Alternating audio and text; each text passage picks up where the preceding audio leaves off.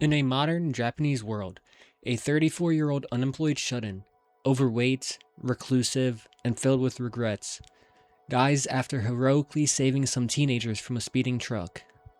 In his final moments, he vows not to waste his next chance at life. He awakens reincarnated as Rudeus Greyrat, a baby in a medieval fantasy world brimming with magic and swords. Retaining all of his memories and knowledge from his previous life, Rudeus is determined to live without regrets this time. Born to Paul Greyrat, a skilled swordsman and local knight, and Zenith, a gentle healer with magical talent, he grows up in a loving rural home served by the dedicated maid Lilia. From infancy, Rudeus accelerates his development. By age 2, he's secretly practicing magic using physics knowledge from his old world. He quickly learns to read and write, studying Zenith's spellbooks while Paul teaches him basic swordsmanship.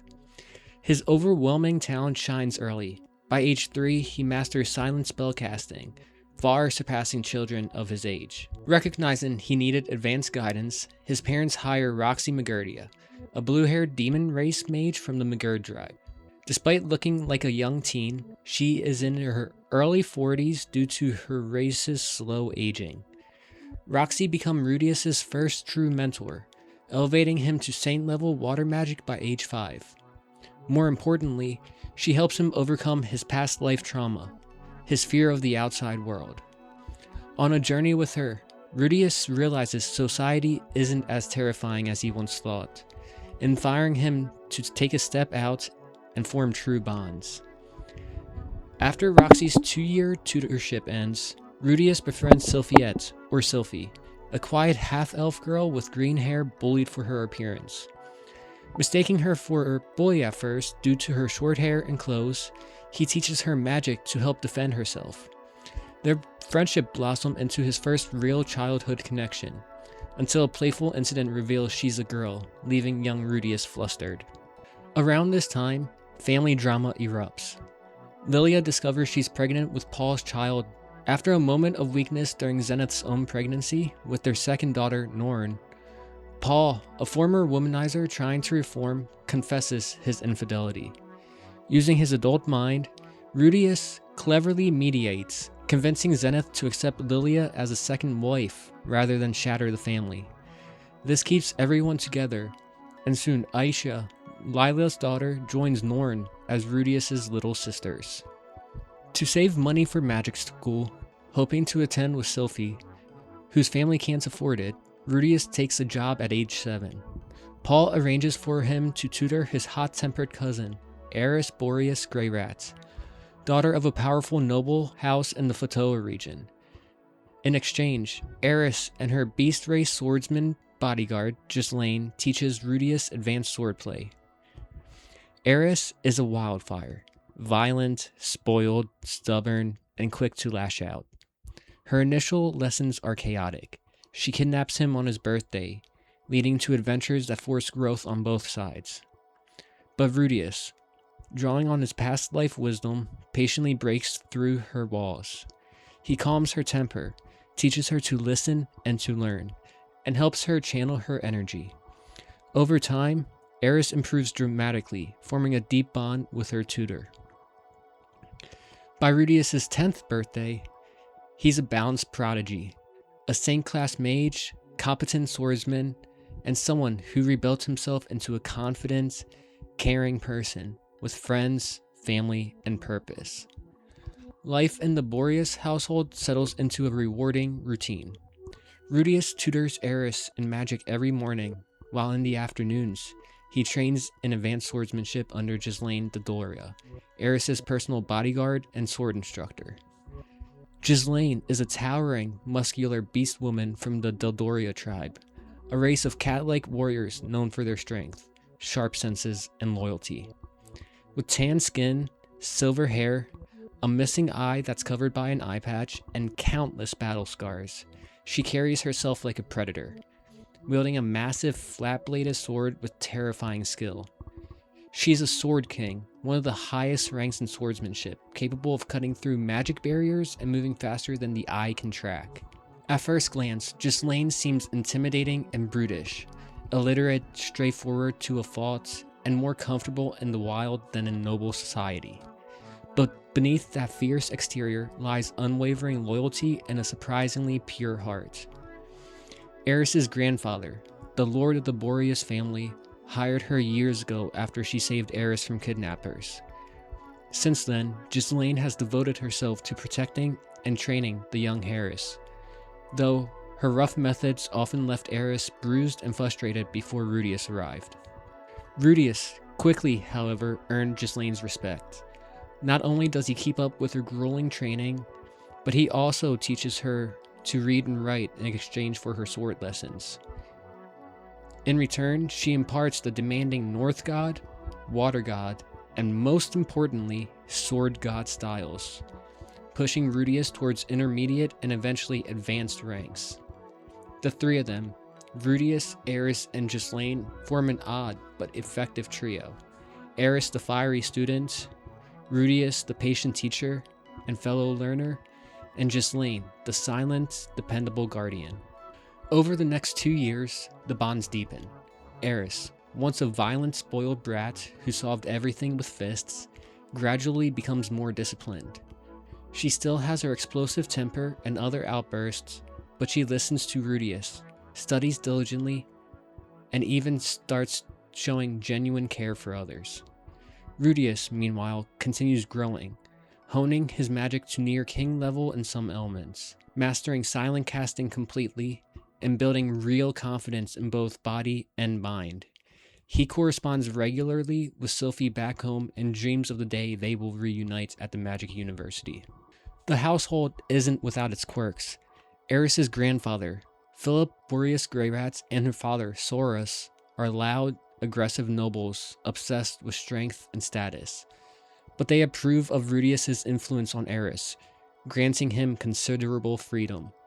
Life feels stable, almost too good for someone carrying the weight of 2 lifetimes.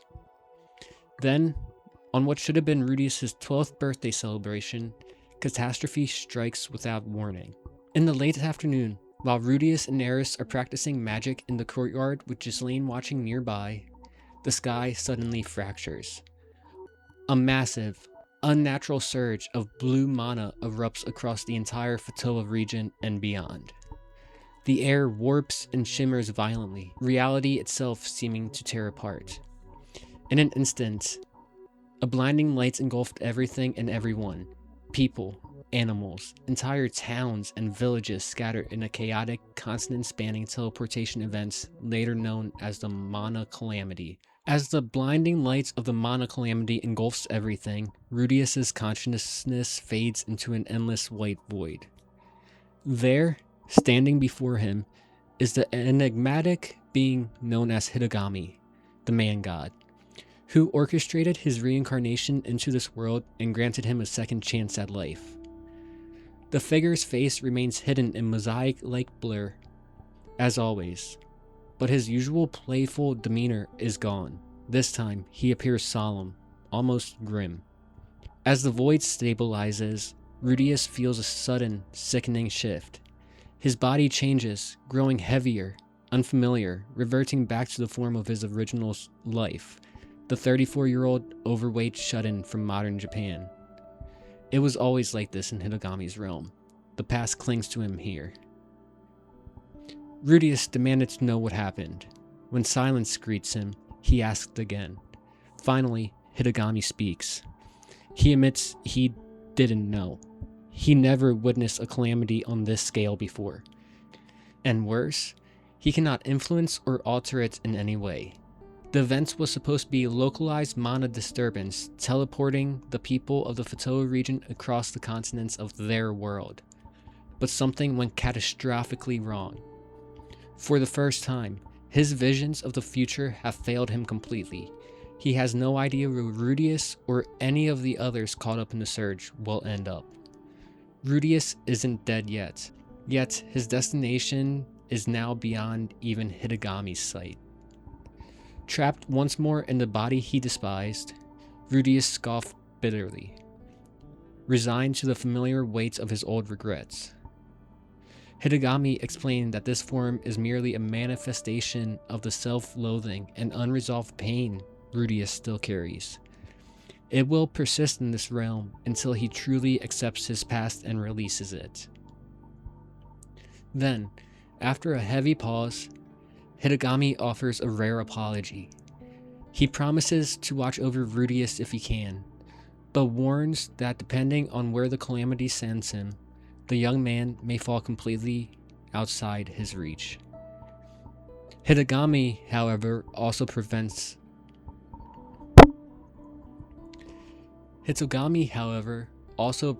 a choice. Remain in this timeless white realm for eternity, free from pain or struggle. But Rudeus rejected it without any hesitation. If there is even the slightest chance to protect, find, or reunite with the people he cares about, Eris, Ghislaine, his family, Sylphie, anyone, he will take it, no matter the odds or dangers. Hitagami chuckled softly at that resolve, his sly edge returning for a moment. He remarks on the irony.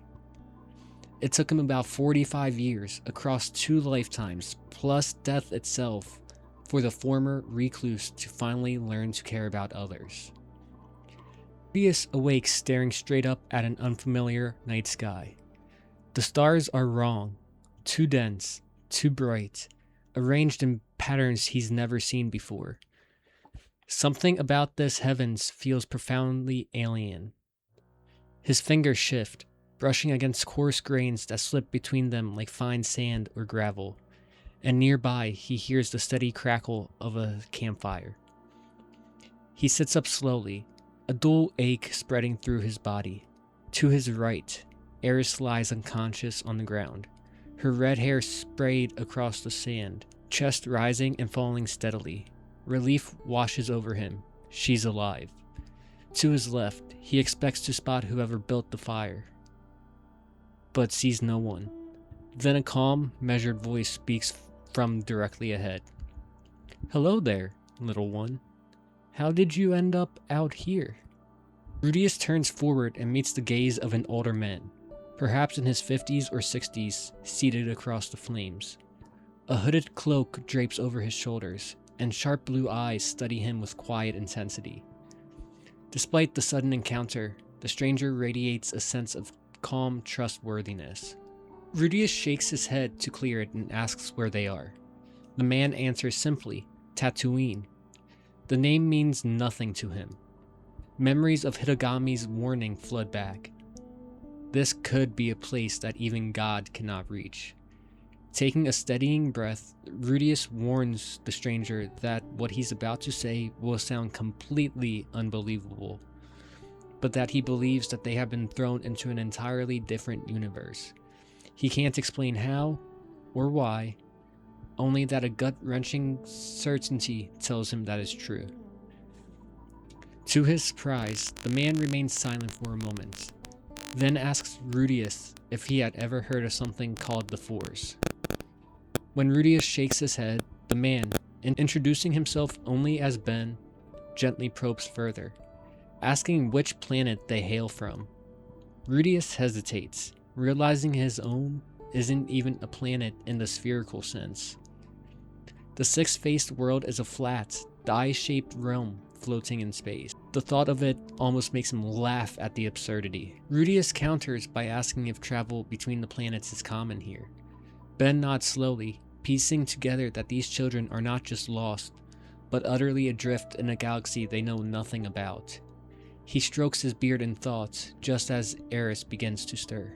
She blinks groggily, spots Rudeus, and demands to know where they are.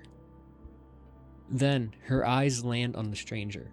Following the etiquette Rudeus drilled into her over the years of tutoring, she offers a surprisingly polite greeting before blurting out the question even Rudeus hadn't thought of to ask. "Did you save us?" Ben nods and explains calmly. He had been returning from a task when he sensed a powerful disturbance in the Force. The living energy that binds the galaxy together, present in all things, though only some can touch and wield it, for good or ill. The disturbance felt different, not light or dark, but like a sudden bubble or tear in the fabric itself, drawn to it. He arrived just in time to hear a distant boom overhead. Looking up, he saw two small figures plummeting from the sky. Uncertain if the fall would prove fatal, he reached out with the force and guided them safely to the ground. Rudeus bowed deeply in gratitude, Eris following suit a beat later. Then, turning to her, he muses aloud whether mana might be similar to this force, both invisible energies that grant extraordinary abilities. The comparison sparks genuine curiosity in Ben's eyes. He asks if their world has something comparable. Rudeus and Eris nod in unison. Mana, Rudeus explains, is the source of all magic back home. Most mages must chant incantations to shape it, but he proudly adds that he mastered silent and canceless casting years ago, and he asked Ben if he would like to see a demonstration. Ben's lips curved into a small, intrigued smile. He would be lying, he says, if he claimed it didn't pique his interest. Rudeus stands carefully, brushing sand from his clothes, and takes a few steps away from the fire for safety. He raises one hand, palm up, and focuses. A soft glow gathers above his fingers, condensing into a perfectly smooth sphere of water drawn from the humid night air itself. With a subtle twist of his wrist, the sphere ignites into a controlled flame, then freezes solid, then shatters into a gentle whirlwind of snowflakes that drift harmlessly to the ground before vanishing, all without a single spoken word. He glances back at Ben, half expecting disbelief or fear. Instead, the older man's eyes widen slightly, not in shock, but in quiet wonder and recognition, as though witnessing a familiar power expressed through an entirely new lens. Their power doesn't come from the Force, Ben finally explained, his voice thoughtful. You don't channel or bend it, you draw directly from the elements around you. Water from moisture in the air, fire from raw energy, earth from the sands itself. It's more tied to nature, to the physical world, and perhaps even a deeper spirituality, in ways that echo the Force but diverge profoundly. Similar in many aspects, both grant abilities beyond the ordinary, but different even more. I wish I could have met wielders like you years ago, when the Jedi Order stood as the galaxy's prominent guardians of peace, before the Sith rose to challenge and nearly eclipse them. Rudeus tilts his head and asks Ben what the quarrel was between these Jedi and the Sith. Ben gazes into the fire for a moment, as if gathering threads from a millennia of history, then speaks with measured gravity. The conflict spans over 25,000 years, born from the very origins of the Force itself. The Jedi Order arose as protectors of the Galactic Republic, sworn to the light side, promoting harmony, knowledge, and defense of the innocents. But long ago, a schism formed. Rogue Jedi, tempted by passion, anger, and the promise of unlimited power, embraced the dark side and became the first Sith Lords. What followed were cycles of war, betrayal, and fragile peace. The Sith built empires in forgotten corners of the galaxy, conquering worlds and clashing with the Jedi in devastating conflicts. The Great Hyperspace War, the Great Sith War, and countless others. Time and time again, the Jedi prevailed, driving the Sith to near extinction. About 1,000 years ago, in the final great clash known as the Jedi-Sith War on the blasted world of Ruusan, the Jedi believed that they had eradicated the Sith entirely. Yet one survived, Darth Bane, who reformed the Order under the rule of two. One master to embody power, and one apprentice to crave it, allowing them to hide in shadows, plotting for centuries. In every generation, the Sith schemed through deceit, manipulation, and raw ambition, while the Jedi clung to hope, selflessness, and the belief that balance would endure. The fighting was brutal. Lightsaber duels that scarred planets, battles that toppled civilizations. Deceit ran deep, with the Sith infiltrating the highest levels of the Republic. Yet hope persisted in the Jedi's resolve, and prophecies of a chosen one who would bring equilibrium. Tragically, that hope was twisted. In my lifetime, the last Sith Lord orchestrated the fall of the Republic itself, turning the Jedi's own clone army against them in a single genocidal order. The Jedi were hunted to near extinction, and the galaxy fell under Imperial tyranny. I am one of the few survivors living in exile. Ben's voice carried the weight of personal loss, yet a flicker of enduring resolve remained in his eyes. The revelation left Rudeus and Eris sitting in stunned silence, the crackling campfire casting dancing shadows across their faces. They had thought they understood hardship, Rudeus with his past life failures, Eris with her strict noble upbringing and the kidnapping attempt that nearly claimed her life. But this? They had never stood on an actual battlefield watching armies clash. They had never witnessed places and people they grew up with reduced to ash in a single, calculated instant. They had never been deceived on such a grand scale, manipulated by forces so powerful that an entire civilization fell before realizing the trap had already closed around them. The weight of Ben's story settled heavily on Rudeus' shoulders, and beneath that weight, something unexpected stirred. Anger. Not at the tragedy itself, that was heartbreaking enough, but at what came after. Ben, who might very well be the last guardian of an ancient order that protected the galaxy for millennia, seemed content to hide on this desert wasteland while the very evil he once fought against tightened its grip on countless worlds. The thought gnawed at him until he could no longer contain it. His voice cut through the night air with an edge neither Eris nor Ben had heard from him before. He told Ben, unapologetically, that letting it end like this, allowing the bad people to simply win while he wasted away in exile, felt like a betrayal of everything the Jedi had stood for, at least based on what Ben told him. The words hung in the air between them, sharp and uncomfortable. Ben's expression remained neutral, but something flickered in those withered blue eyes. Rudeus caught himself. The heat of his outburst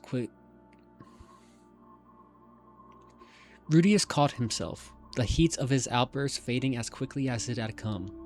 He exhaled slowly and added, his tone softening, that he knew there must be a good reason. Perhaps Ben was waiting for something, another hope, a sign, something to revitalize what had been lost. But he pressed on.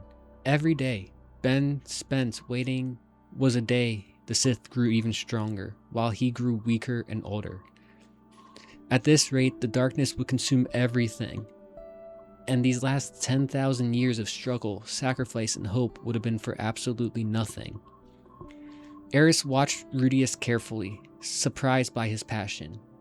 She had seen him angry before, when nobles abused their power, when someone threatened his family, but this felt different. This felt personal, even though they had only just learned about this conflict. Then, something shifted in Rudeus' expression. His eyes widened slightly, and he turned to Eris with sudden urgency. He asked her, given the fact they had ended up here, was it safe to assume that others might have been teleported here as well, either to this planet or somewhere else in this galaxy? Eris's brow furrowed as she considered the question. After a moment, she nodded slowly. Logically speaking, she told him it made sense. The monocalamity had been massive, affecting the entire Fatoa region and beyond. If the two of them had been thrown across universes, why couldn't others? But then her expression darkened. The real question was whether anyone else would have survived the fall into wherever they landed. They had been lucky, incredibly lucky for that fact, that Ben had been nearby and capable of catching them when this force hits. The thought of Paul, Zenith, little Norin and Aisha, Sylphie, Philip, Soros, and especially Ghislaine, scattered across the alien galaxy, or worse, dead from an impact they couldn't survive, made Eris's hands clench into fists. Rudeus' face grew grim, the youthful determination draining away to reveal something older, more haunted. It was the expression of someone carrying 2 lifetimes of regrets. now faced with the possibility of failing everyone he had sworn to protect. Ben caught the shift immediately. His weathered features softened with understanding and perhaps a touch of guilt. He spoke with gentle firmness, telling Rudeus that he appreciated the sentiment truly, but this conflict with the Empire, this endless war between light and dark, it was not their fight. It was not Eris's fight, and it certainly should not become Rudeus's burden to bear. This was a mistake the Jedi Order had gotten caught up through their own blindness, their own failures. Right now, the only thing that mattered was getting these children back to their own home, to their own family. Before Rudeus could protest, Ben pulled a small cylindrical device from beneath his cloak. A communicator, though neither child recognized it as such. He stood and walked several paces away from the fire, his back to them as he activated it and spoke in a low, urgent tone to someone on the other end. Left alone by the fire, Eris and Rudeus sat in heavy silence. The desert wind picked up, carrying with it the faint sense of sand and distant moisture. Eris's red hair swayed gently, catching the firelights and making it seem almost alive. She stared into the flames for a long moment before turning to look at Rudeus, her amber eyes reflecting both the fire and something deeper. Fear, carefully controlled but undeniably present. Her voice came out quieter than normal, almost fragile. She asked him if they would ever see their families again. The question hit Rudeus like a physical blow. He grimaced, his jaw tightening as he fought against the rising tide of despair. He looked at Eris, this girl who had been a spoiled, violent brat when they first met, who had punched him more times than he could count, but who had grown into someone brave and loyal and dear to him. He could not, would not let her lose hope. He met her gaze and told her with as much confidence as he could muster that they would. Of course they would. They had survived death,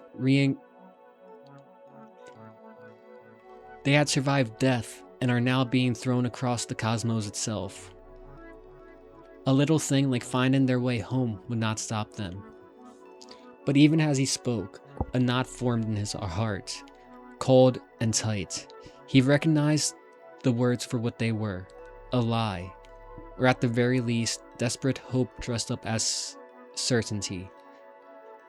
Neither of them knew if interdimensional travel was even possible here, or if anyone in this galaxy possessed the knowledge to accomplish it. For all they knew, they were truly and permanently stranded. Ben returned a few minutes later, his boots crunching softly against the sand. He informed them that he had contacted someone who would be able to help them on their journey. But his expression grew serious as he emphasized the conditions.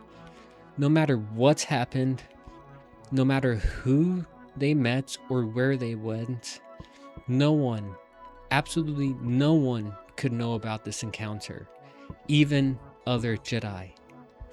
Ben was wanted by the Empire, hunted in fact. His presence on this planet served a purpose that went beyond their understanding, a mission absolutely vital to what remained of hope in this galaxy. If he was discovered, if the secret was exposed, then what little remained of the Jedi would be doomed before it ever had a chance to rise again. He looked at each of them in turn, his blue eyes intense despite the kindness in them. He told them he would stay with them until his contact arrived, but after that, their paths would diverge. They would probably never see each other again. So he wanted to say this now, while he still could. Rudeus and Rudeus Greyrat, he wished them both good luck on their endeavors and urged them to stay safe. Their magical abilities, if discovered by the wrong people, would make them targets. The Emperor would hunt them down and exploit their power for his own twisted purposes. It was best, Ben said, with the weight of the hard-learned experience, to stay under the radar.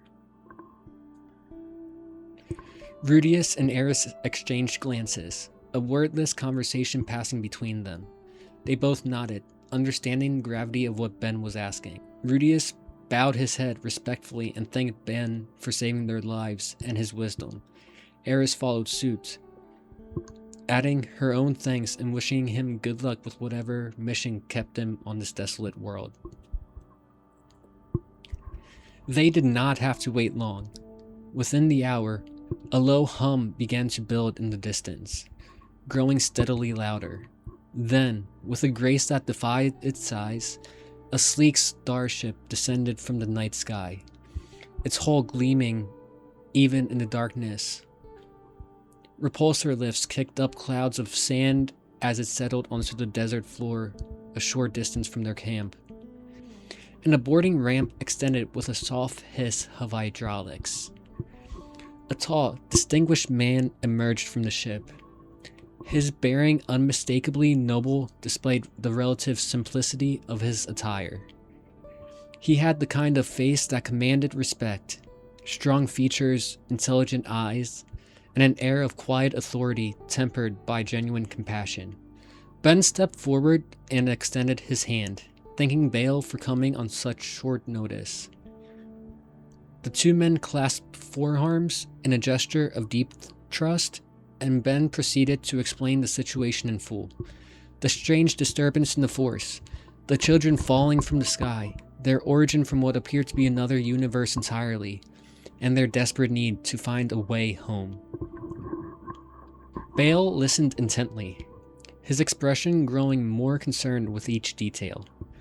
When Ben finished, the man turned his attention to Rudeus and Eris.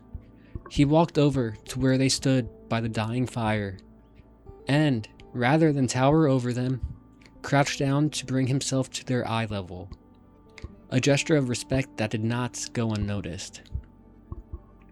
He introduced himself as Bail Organa, Senator of Alderaan and a member of the royal family.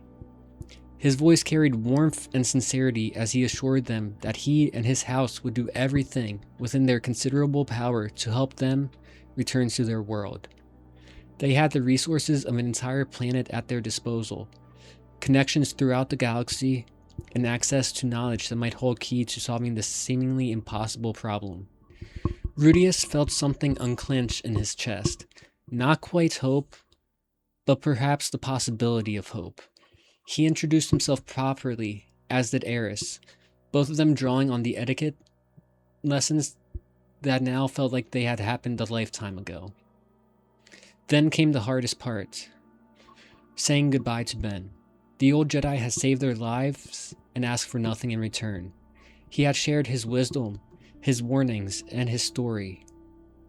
In another life, another universe, Rudeus thought they might have become friends, or perhaps master and students. But that was not the path laid before them. Rudeus bowed deeply, Eris, matching him a heartbeat later.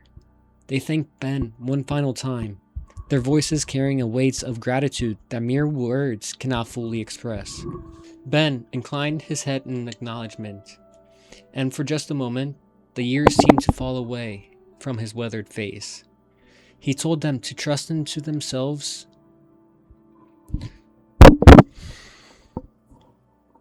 Ben inclined his head in acknowledgement, and for just a moment, the years seemed to fall away from his weathered face. He told them to trust in themselves and in each other.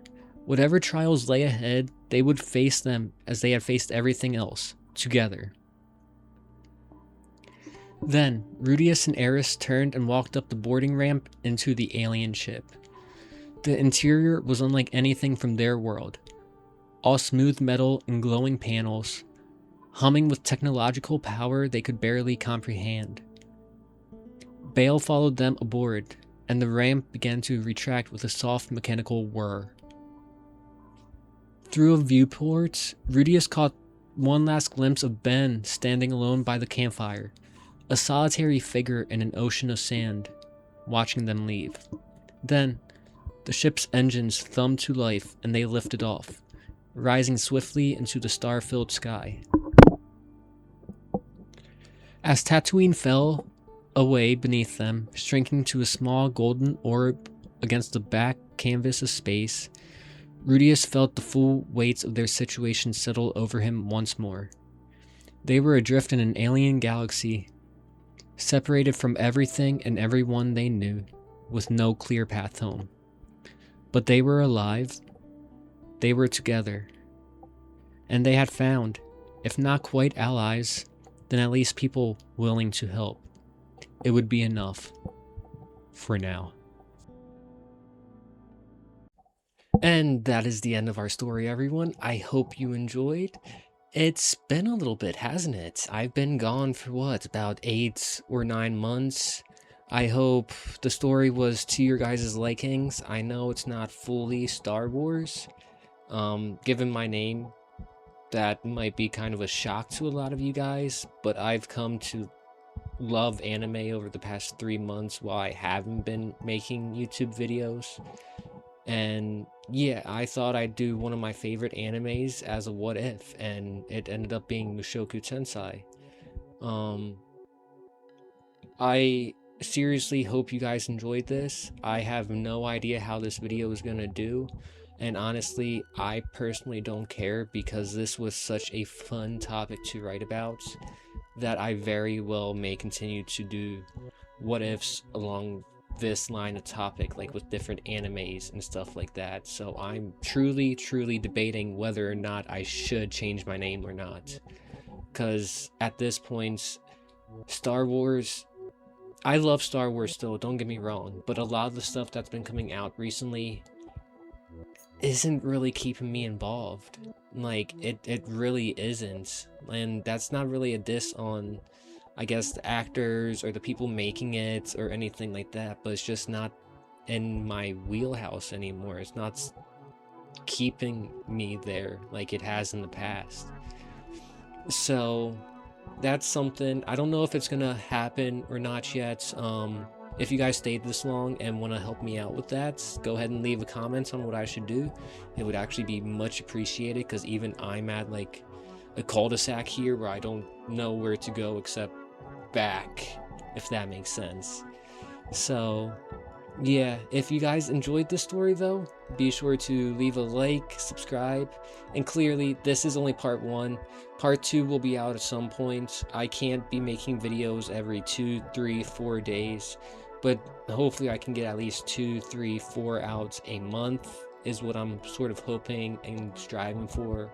I don't want to go on this much of a hiatus again. I really don't. I love this YouTube channel. I love this community.